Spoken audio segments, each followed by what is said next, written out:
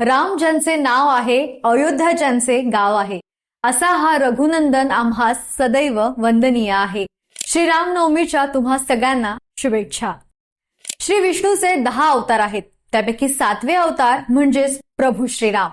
प्रभू श्रीराम यांचा जन्म चैत्र नवरात्रीच्या 9व्या दिवशी झाला, म्हणून त्या दिवसाला श्रीरामनवमी असं म्हणतात। त्रेतायुगात भगवान विष्णूंनी रामाचा अवतार घेतला, तर माता लक्ष्मीनं सीताच्या अवतारात जन्म घेतला। श्रीरामनवमी संदर्भात आणखी माहिती आपण या व्हिडिओतून जाणून घेणार आहोत, त्यामुळे हा व्हिडिओ शेवटपर्यंत नक्की बघा। प्रभू श्रीरामाच्या पिताचं नाव दशरथ, पण त्यांचं खरं नाव नेमी होतं। नेमी यांच्याकडे जो रथ होता तो सर्व 10 दिशांना फिरू शकत होता, उडू शकत होता आणि पृथ्वीवर परत येऊ शकत होता, आणि या सर्व दिशांमध्ये तो सहजतेनं लढू शकत होता, म्हणून त्यांना दशरथ हे नाव प्राप्त झालं। अयोध्येचा राजा दशरथ यांच्या 3 राण्या होत्या, त्या तिघीही राजाला पुत्रप्राप्तीचं सुख देऊ शकत नव्हत्या, त्यामुळे राजा खूप चिंतेत होता। महर्षी वशिष्ठांनी राजाची इच्छा पूर्ण व्हावी यासाठी कामष्टी यज्ञ करायला सांगितलं। यज्ञ पूर्ण झाल्यानंतर महर्षींनी राजा दशरथाच्या 3ही राण्यांना प्रसाद दिला। त्यानंतर पहिल्या राणीनं म्हणजेच कौशल्यानं भगवान रामाला जन्म दिला, दुसरी राणी कैकेयीनं भरतला जन्म दिला, आणि तिसरी राणी सुमित्रानं लक्ष्मण आणि शत्रुघ्न या जुळा मुलांना जन्म दिला।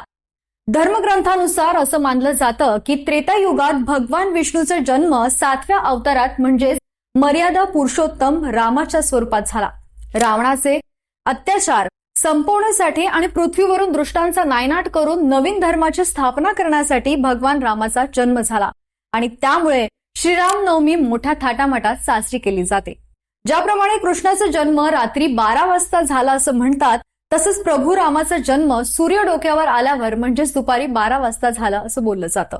रामनवमीच्या दिवशी अनेक जण भगवान रामाच्या स्मरणार्थ उपवास करतात।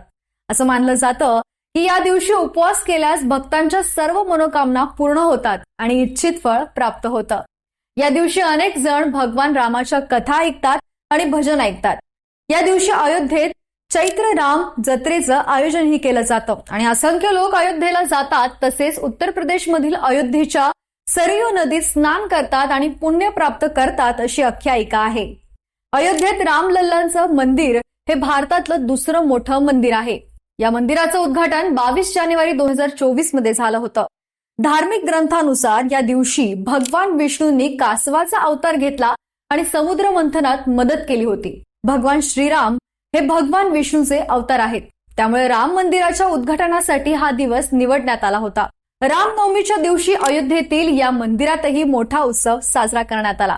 बाकी तुम्हाला हा व्हिडिओ कसा वाटला आम्हाला कमेंट बॉक्समध्ये नक्की कळवा। व्हिडिओला लाईक करा, शेअर करा, आणि जर तुम्ही या चॅनलवर नवीन असाल तर चॅनलला सबस्क्राईब करायला विसरू नका।